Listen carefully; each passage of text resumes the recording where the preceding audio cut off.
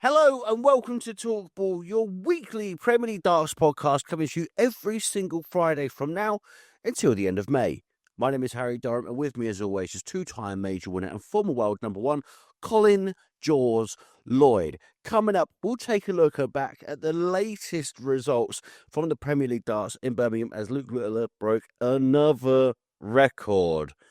Absolute insanity, and as always, we will look ahead to night 14 as Premier League Darts and talkBULL head to Leeds. Do us a massive favour if you're new here to like and subscribe just down below. If you've got a question for Colin that I can read out next week, you know exactly what to do. I feel like that intro was very upbeat, Cole, for a night which was absolutely, may I say it, stinking. I thought the standard was absolutely pants and potty. It was, sorry, hello Harry, how are you, mate? Hello, mate. It was, it seemed a strange one last night, didn't it? It just seemed as though it was a little bit flat. There was nothing to excite you or anything like that. I mean, I thought the Luke Humphreys Gerwen Price game was an absolute cracker. Luke Littler versus Nathan Aspinall, that was backwards and forwards. So that had this little bit about it. But I thought Price and MVG was going to be a stormer, but that ended up just being like a damp squib. Strange night. I think maybe, Harry, it's getting to the point where you get into the nitty-gritty. The players have already said it. It's not me saying it. So if anyone wants to fire at me, go right ahead. Not my words. They said they're tired. They said they're tired with the travelling and everything else that's going on. Listen, as long as they perform when it comes to finals night, we've still got that little bit of a battle, haven't we, Harry, for fourth place. So that's going to be interesting over the next 3 weeks. But listen, a strange one. But like you say, a record-breaking fifth night win for Luke Littler. And we'll get on to Luke Littler as well, because the funny thing is, I spoke to some fans after we came out, and I was like, I just thought the play was a bit poor. And he was like, I thought it was brilliant in there. And I was like, yeah, probably because you're sending lager down your throat and having a vodka lemonade. You're not even watching the games, for goodness sake. But it's true, though, isn't it? It's like if you get it's like every sport. If you're getting poor performances on the pitch in football and it's a 0-0, like sometimes I've been to 0-0s before. It's been some of the best football matches I've ever been to because they've been so end to end. But you come out of something like that, and it sort of plays with the crowd as well. Because if it's explosions on the stage, then you're going to get explosive noises from the crowd as well. It didn't really seem like there was any chanting like whatsoever, which you would normally get at the darts. I know that obviously when you think about the Worlds and you think about Ali Pali, it's a completely different atmosphere compared to every single darts event I think you get in the calendar. But yeah, subdued, I would say. I don't know if that's a good word, that, Harry, actually. Subdued. The crowd were a bit subdued, and I think they didn't. Is it a case, though, Harry? Let's not just put all the blame onto the crowd. Oh, no, I wouldn't blame the crowd anyway, because I think like what I was trying to say is the crowd feeds off what's going on in the hockey. And if nothing's reaction, isn't it? Exactly. And if nothing's going on in the hockey, you don't get the crowd. And players might say it was subdued or tame, and we need the crowd to be better. Whereas, like, well, no, really, you're the entertainers. It's like going to a circus and someone says they're going to be able to shoot a monkey out of a cannon, and then you're trying to shoot a puppy and it won't go. Yeah. Listen, I think, is it a case of, Harry, have we got to the first week of this MGM Bet Premier League? The little product buzzword, mate. Where have we been royally entertained? Have we been royally entertained in the other weeks? And last night was just one of them nights. We didn't see the huge 100 checkouts, did we? We saw a 130. Well, a ton. The only clinical bit for me was at 5-4 up. Luke Humphries missed 2 match darts and Gezi took out a 91 checkout. I think I messaged you last night. That was clinical. Yeah. And in the very deciding leg, he takes out 102. And I think Luke at the time had hit a 180 to leave himself double 12. But other than that, there wasn't nothing to wet your taste buds. Sorry to interrupt. Wasn't there the point as well where Gezi was like a leg behind and closed it between one when they were both on 82? They both went for the same option of double 16. Yeah. Luke hit the ball, missed a double 16, and then Gezi set straight back up, goes for that route as well, and secures it. And it's those sorts of moments and those sorts of games where you think, that's what's going to turn the night, and that's what's going to turn the atmosphere. It's almost like I always go back to this game at the start of the season. I think it was Glasgow, where it was Rob Cross versus Nathan Aspinall, and Crossy was just messing about on that double 4 and then that double 2, and then Nathan was on about 260 and smashed some unbelievable numbers and ended up winning the leg as well. And you just thought it was going to be a bit draining, to be honest. And when Dobie played Stephen Bunting, I think it might have been week 6 or 7, weeks and weeks ago, when they're both absolutely sticking the gaff out, God bless them, and none of them could hit a barn door with a banjo. And yeah, maybe it is the travelling aspect of it. Maybe we already know like the writings on the wall when we messaged each other last night. And I obviously I love all of the players. I've got nothing bad to say about them, but the race is run for Stephen Bunting and Chris Dobie, and it's almost like you're putting them through going up there, and they'll say, yeah, I'm happy to keep on doing it, blah, blah, blah. I'm a professional. But then for the rest of us, it's a bit sort of like, I know that both of them have had nightly wins, and I know if either of them win the night, it's going to put them in good contention for the top 4. But at the same time, it's just a bit sort of stinky, and it's like, when it starts getting long and draining, that's when we talk about the old format and say, do you know what? The early eliminations would actually be so good, because then we can just crack on with the business in the way, and it makes it that little bit more exciting. And the analogy that I gave you on text last night was like, it's like you're in school and the year 7s want to play with the year 11s. And that sounds quite patronising, because obviously Chris Dobie and Stephen Bunting are both top 10 players and they're unbelievable darts players. But at this point in the Premier League season, it's like the year 7s have taken the football off of the year 11s. They're going to get absolutely slapped 95% of the time. But that other 5%, they will score some worldies. They will. Yeah. But for the most part, it's just been a horror show, to be honest with you, Cole. Yeah, well, the thing about it is as well, Harry, for me, is,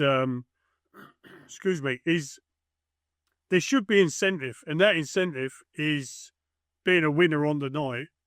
And the other incentives on top of being a winner on the night is an extra £10,000. If that's not enough to get your juices flowing and to kick yourself up the backside to say, right, listen, I've had a tough Premier League. I want to go up there and just do the best I can. And believe you me, I know Bunty very well and I know Dobie very well. They would have been doing that. It's just not happening for them. It's not happening for them. They've been hit with so many lefts, Harry. They've been begging for a right, and now they're starting to get clumped with a right hand as well. And they probably are thinking to themselves, "What's the bloody point?" But they're both professional dart players, and there's still another 3 weeks to go. And in my eyes, Harry, me looking in as a former player, I'd be thinking to myself, but I can still pick up, not qualify, but I can still pick up 30k. And that's all I would be thinking now. I can't qualify, forget about that. Let's just relax, throw the darts I know I can, and hopefully pick up some of that 30k. It's someone like Stephen Bunting. He didn't have a good run on his debut in 2015 as well. I know he's, like I mentioned, a top 10 player. He's a phenomenal darts player as well. He's already won the Euro Tour. He's won a night this year. But what will be going through his head? Obviously, he's got the entertainment value of it all. He's going to put bums on seats just due to how popular he is. But will there be a case going through his head where he's just like, do you know what? I've blown both my chances in the Premier League. they might not ask me again for next season. I think I don't think he'll be thinking like that because he's having a decent year, Harry. He's won on the Euro Tour and whatever. And I think we said it. Well, we said it right at the very beginning of this Premier League campaign. There was talk about certain people shouldn't deserve to be in there. But I think Stephen Bunting certainly deserved his chance. He earned his chance. He didn't get handed it. He earned his chance. And so the PDC can only put in the people who they think deserve to be in there and the people at the time that are the form players. And Stephen Bunting was one of the form players, as was Chris Dobie. Yes, they've had a bad Premier League campaign. Get over it. It's nearly over now for the pair of them. That's not to say they can't have a great year now, Harry, on the tour to justify being in again next year. It may not be to everybody's, taking of it all, but if they earn the chance and they've deserved the chance, then don't ever look over your shoulder, Harry. Keep looking forward. And that's what I think those two guys will do. They've had a disappointing Premier League campaign. Keep pushing and keep pressing, and let's see what's in the road ahead of us. Right then, let's talk about Luke Little, a history maker, the first person to record 5 night league wins in this new Premier League darts format. Another finals night, first time against Michael van Gerwen since Cardiff. Cole, there was some. I thought it was always one way or the other for Luke Little last night. There's people being in second gear, but I really think Luke Little might have won that in about third or fourth gear, with potentially the handbrake still up as well. The hazard lights are on, the airbags might be out, and a couple of windows might be smashed as well in the old motor. But weird game, I thought at the start against Stephen Bunting.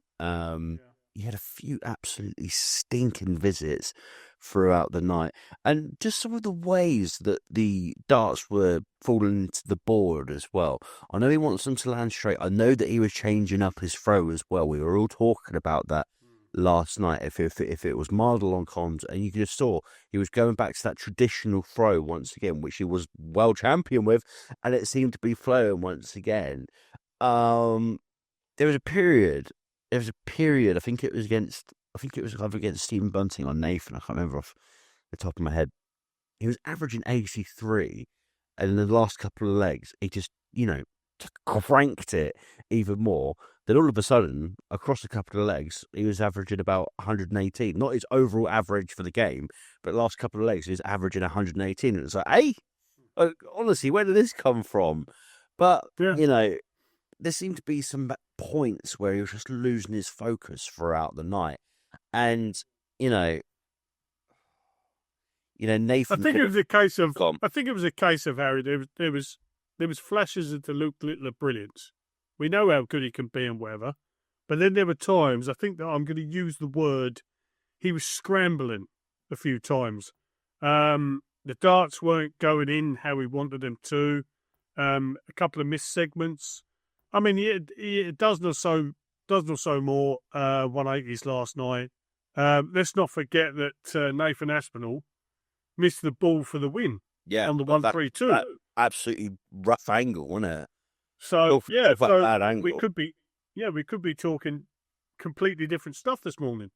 But listen, like we said at the start of this, pod, it was just a strange night. I mean, the thing that I know we want to talk about Little because he's done the record-breaking thing and whatever, but the thing that got me last night, Humphreys and Price, it was an unbelievable game. It went all the way. It was 6-5.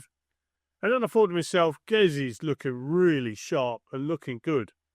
He comes out against MVG, and it was just, And I thought, where's that fella gone from like an hour ago?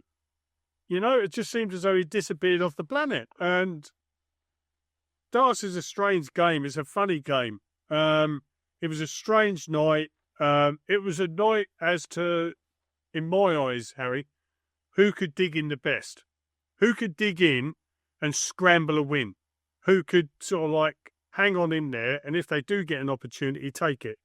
And it ended up that it was Luke Littler. He was the one that was smiling at the end of the night, and he was the one with the bonus and the trophy. But a strange night. I just remember there's another record that we haven't spoken about, which Luke Littler got last night. He's eclipsed his own 180 record from last year in the Premier League season. So now, for this season, he's sitting on 129 180s, and last year for the whole campaign, he got 128. It's mental, isn't it? It's absolutely crazy. Just when he can switch it on, it's nuts. And like I was saying about being in second gear as well. I mean, there's some clutch moments like the Shanghai last night. I think it was against Nathan as well. Was top of the range. He can pull out those little bits and pieces. But listen, credit to him, wins another night. And what he spoke about as well in the build-up to this, I think he might have spoken to Mr. Pike or someone else. I can't remember who it was, but they mentioned it in the press room yesterday, how he was saying he wants to finish top of the table just so he gets a longer break at the O2. So he gets a longer break at the O2. So what would he be going on second then in the semi-final? No, first in the semi-final. You're going first in the semi-final, which will mean if he wins the semi-final, that means you'll get a longer break in the final. So obviously second semi-final will get a short break. What do you think when you hear something like that, Cole? Is there anything in it? You get that longer break, or is that longer to overthink it? Or is that longer just, to relax and go straight back onto that practice board if you win? Well, in Luke Littler's case, Luke wants to be able to do what's beneficial for Luke. Luke Littler, that is. And if that's what he set out to achieve, and that's what he wants to do, that's probably going to happen now, Harry. Then so be it. Myself personally, if I've gone on second, if you come off and there's like a 10, 15-minute break, I think that you won't have come down too much, and you'll be able to just go ping again. But listen, he wants what's best for him. He's certainly not going to worry what Colin Lloyd thinks of it all. But myself personally, I don't know. Does it make any difference, Harry? You go on, you've got to play and beat whoever's put in front of you. If he thinks it'll be beneficial for him to have the longer break. And let's get one thing else, Harry, massively into perspective, shall we? If he goes on first, he could have a really long break. He can't guarantee he's going to win that game. So he could have the longest. So he could have the longest break of the night of everyone. Yeah, the Premier League gave until January 2026. Well, exactly. So what is it they say? Don't count your chickens. Yeah. These guys up there at this moment in time, the likes of Nathan Aspel, he ended up getting that win last night at 6-5. Okay, it wasn't that brilliant a game. It had its flashes and it had its moments. But if he ends up playing him in the semi-final, that ain't no gimme. If he ends up with Gezi Price, that ain't no gimme. If he ends up with MVG, that's not a gimme. So yes, as much as, his young head, it's on very, very experienced shoulders, because what he's been achieving in the world of darts is just unbelievable. But he can't guarantee he's going to win. Otherwise, if he could guarantee he's going to win, we'd be going into night 14 next week. And he's already won the last 13 weeks. Well, that hasn't happened, has it? Yeah, I might get him to. I might message him on Instagram and ask what the lottery number is going to be. Just. I might turn up. Yeah. I might just turn up at the O2 on my birthday and, mentioned it again, turn up at the O2 on my birthday and just buy the whole arena because I've actually just won the lottery thanks to Luke Littler. Michael Van Gogh, and then back inside the top four after another night of strong results. Yes, didn't get over the line. Again, saw off Rob Cross and Gerwen Price. I thought some of the finishing from Michael actually was disgustingly good. Some of the high ton plus checkouts were beautiful. It was almost like reminiscent of a Michael of old, the first leg against Gezi, I thought it was an absolute mess on the 82. There's still some bits that need to be tweaked with Michael's game. I know some of the attempted finishing, I would say, was actually really tough viewed from Michael. I mean, I'm mentioning about the ton plus checkout, so it's almost like I'm being spoiled, being like, it was unbelievable, it was rubbish. It's almost like a weird sort of purgatory with Michael's game at the moment. It is really the mixture of heaven and hell when you watch him, that you get glimpses of that old player, and then you just get glimpses of utter tribe. And I mean, we had this conversation before, Carl, but he's still smiling backstage. When I went to the toilet backstage last night, he was like, "Hello, buddy," like fist bump, and "How you doing, mate? How was Turkey? Yeah, all good, all good." Like he's not grumpy. He's not like No, it's a bit sad. It's a bit sad, Harry, the fact that you have to start hanging around the toilets now to try and have a chat with the players. I mean, that's just wrong, mate. That's just wrong. You know what? Listen, I know exactly what you're saying, Harry, because there was a couple of times last night, a big 20, and it was a big 20. Made the adjustment into a treble 20, and you thought the old MVG, I don't want to say it like that, the old MVG used to follow that, or it'd be somewhere near. And all of a sudden, you just see the biggest 5 on the planet, and you think, where's that come from? You made the adjustment, and now all you got to do is flow with it. But big 5, and there's been flashes of brilliance from Michael. I thought he gave himself a massive opportunity last night. He clipped out 3 to get the first 3 legs. He took out tops. I think it was a 72, a 76, and 70 something, a 73, something like that. And they were clinical finishes. And I thought, oh, you never know. You never know. But then his scoring went a bit wayward. And fair play to Luke Littler, which is what he's very, very good at. He stepped in. He upped his scoring. And every time he got an opportunity, he took it. Yeah, and I'm going to say this as well. I mean, if you told me or you at the beginning of the Premier League that MVG wouldn't get a nightly win with us going into week 14, I would have probably bounced your head off the curb because I call you mental. But I hope we're getting somewhere. I mean, the win in the Euro Tour was obviously massive, but it's now just keeping that confidence, keeping on going.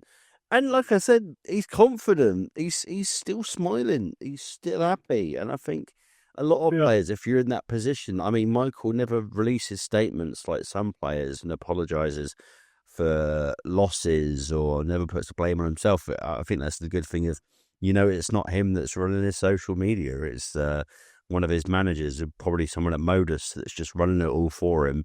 And he tries to shut away from all of it. Last thing that I'll say about Michael Van Gerwen, of course, actually, I know I've got 2 things to say about Michael Van Gerwen. Because obviously I mentioned, do you not? 3 things. First of all, Colin, I'm going to come back and say to you, I was not loitering around any toilets last night. Toilets set up in the utility arena. Right, listen to this. So the press area, you had 1 toilet, right? You had 3 showers, 1 toilet. So you were literally loitering, waiting for someone to come out. And then I asked the people at the security, I was like, is there any more toilets around here? Because I can't be bothered to look like a crazed fan. They're like, oh yeah, just go through this one. And I was like, oh, sweet, perfect. So yeah, that's you told there. The top 4 is the interesting part, and I'm going to add something onto the back of that as well, which is so undarts related with Michael. But Cole, if you look at it, where you've got Gezi in 3rd on 22, Michael breaks back in to 4th on 20th, Nathan drops out to 5th on 19. I mean, we can send it for the last couple of weeks now. And yeah, we said that the standard wasn't that good last night. But if you're going to be wanting to make that top 4 in a couple of weeks' time at the end of this month, you need to bring your absolute A game, especially to Leeds next week. Yeah. I was just about to say, Harry, funnily enough, that for the negativity that we've said about MVG, not so much negativity, there's flashes of good stuff and there's some negativity as well, where he doesn't seem to have that consistency at the minute. Do you know what? If he used to qualify without winning a night, how bad? That'd just be mind-blowing that he hasn't actually won a night, but will it show to us and everybody else who's looking in how consistent he's actually been? If he gets to finals night, Michael don't care. Michael won't care. Michael won't care about winning the night. He certainly won't care about the 10 grand bonus. All he'll worry about, and he'll turn around and look at you straight in the face, he goes, if I get to the finals night, I'm going to be the man to beat. You can see him saying it. And because he's been there so many times before. And if he does get there, that'll make him very, very dangerous. Very dangerous. Because he knows how to win the event. He's won it 7 times before. Who's to say there's not going to be an 8th? If he gets there, there's still 3 more weeks. 3 more weeks. Next week is going to be a big, big week. Big, big week for a few players. Big Well, week. it's tough for both Nathan Aspinall and Michael Van Gerwen in the race for top 4 then, because Nathan Aspinall comes up against Luke Littler, and MVG has to play Luke Humphries, who's not playing so badly at the moment whatsoever as well. Can we still write off Rob Cross? I think the scoring ability is there. For Rob Cross. There's just something missing in his game at the moment, and I'm not sure actually what it is if I break it down to its bare bones. I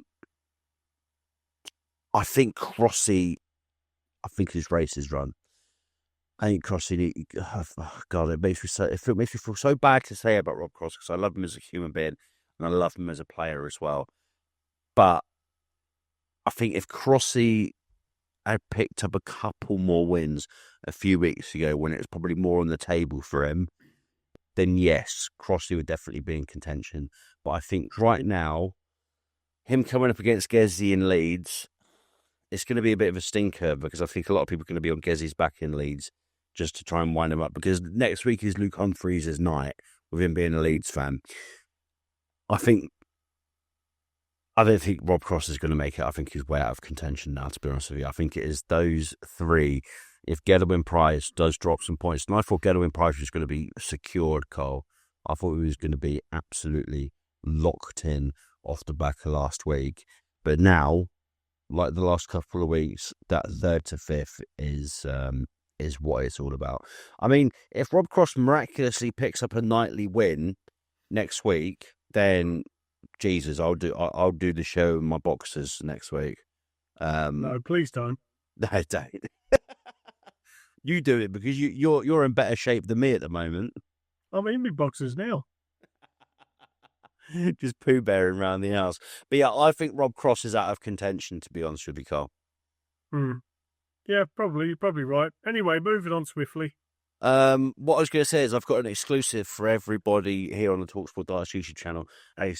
It's an exclusive regarding Michael Van Gerwen.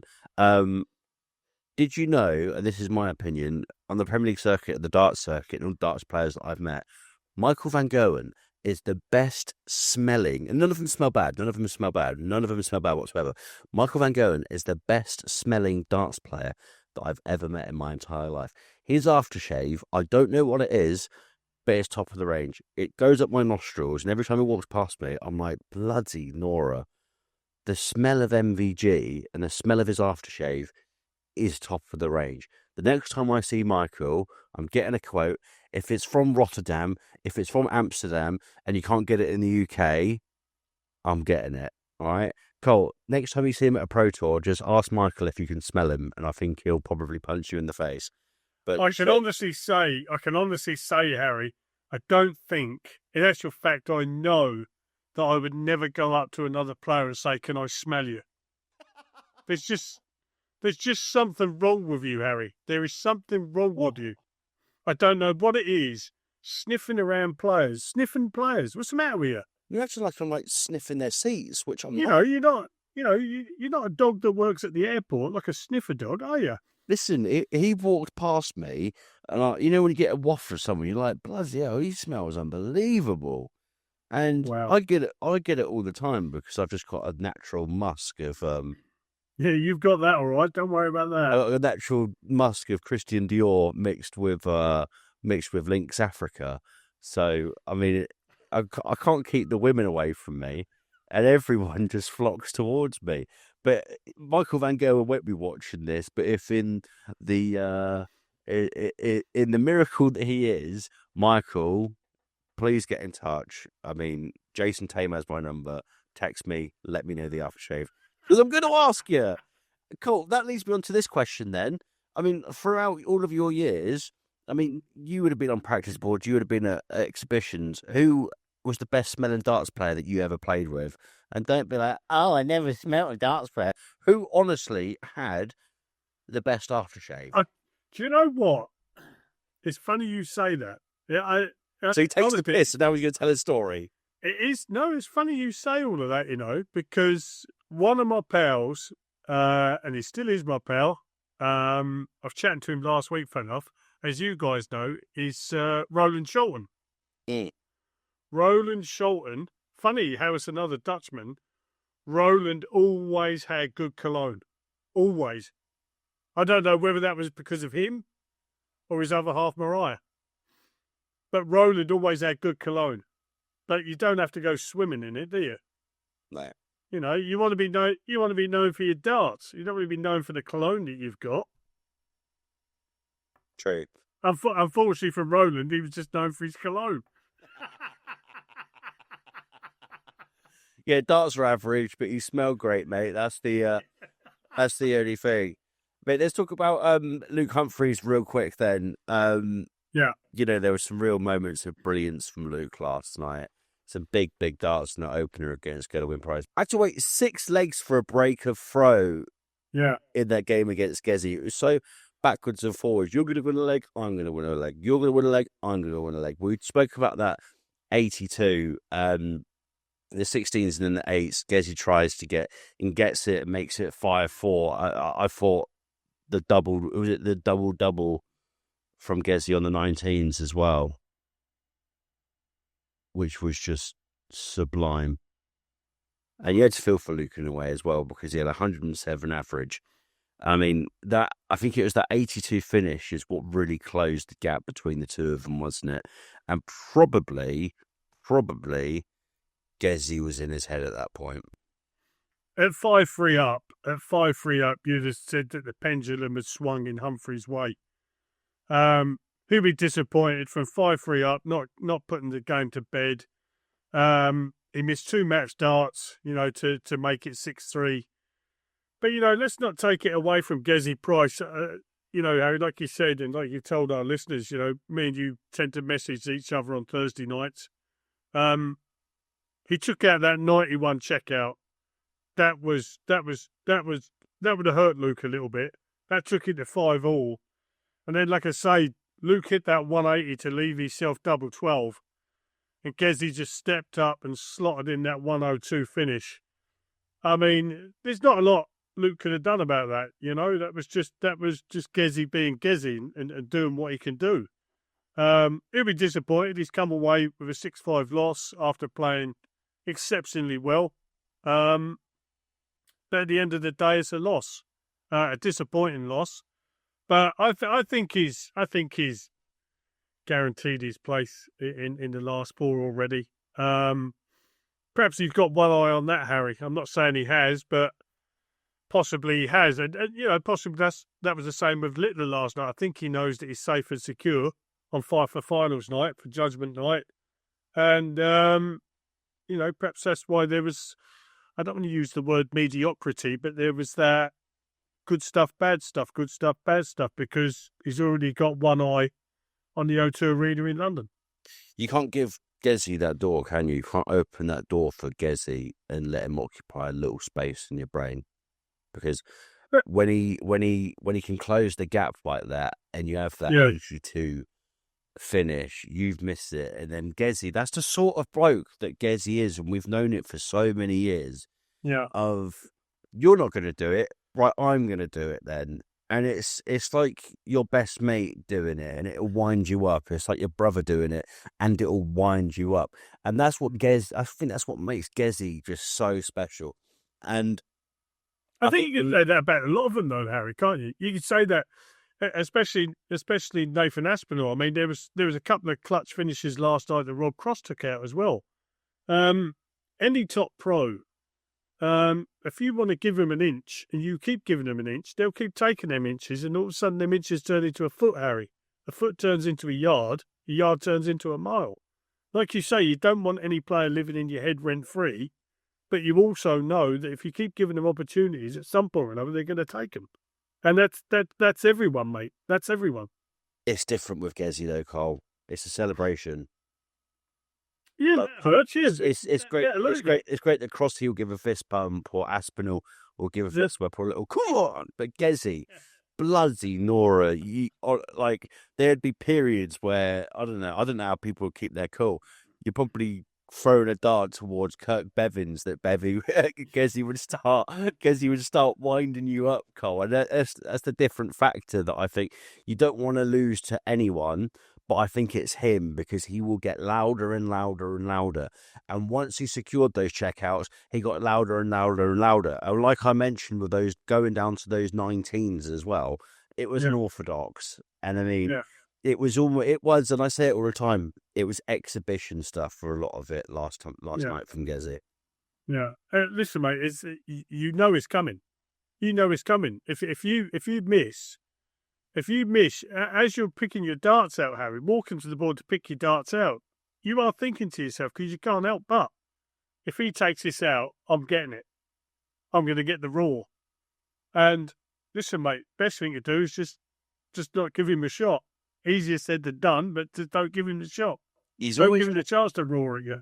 He's always warming up as well. He's done it for so many years now, where as soon as you're taking your darts out of the board, he's always queuing up and already getting the form for his throwing, like he wants to throw it into the back of your head.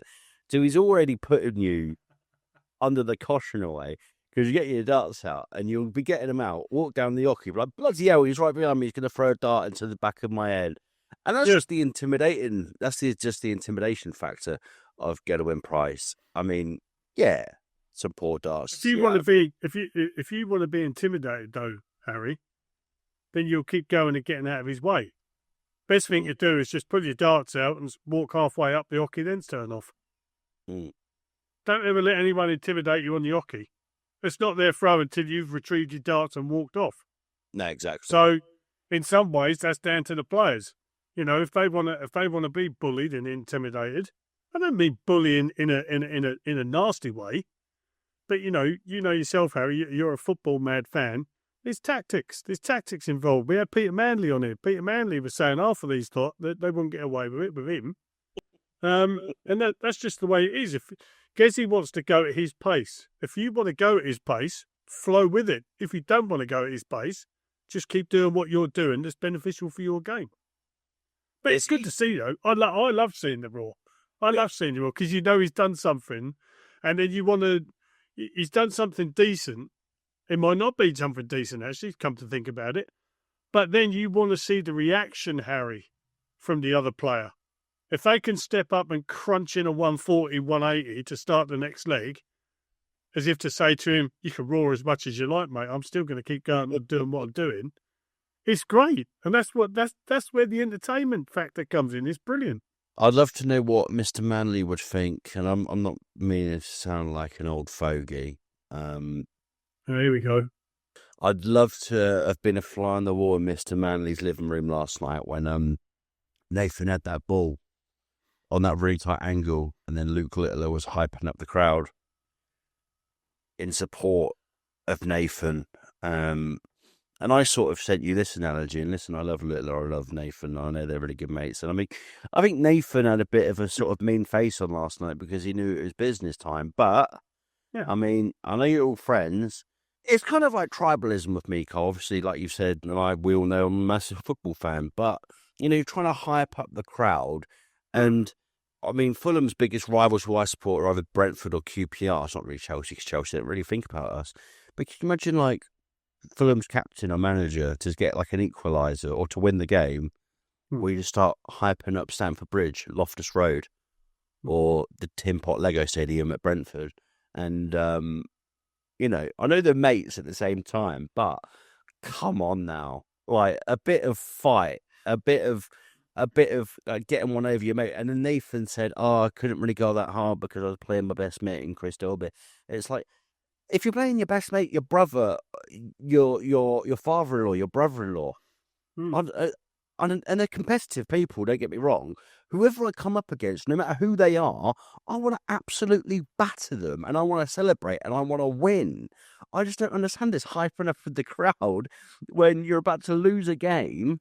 Yeah, I know it's tight angle, but come on, at the same time, you don't want to lose.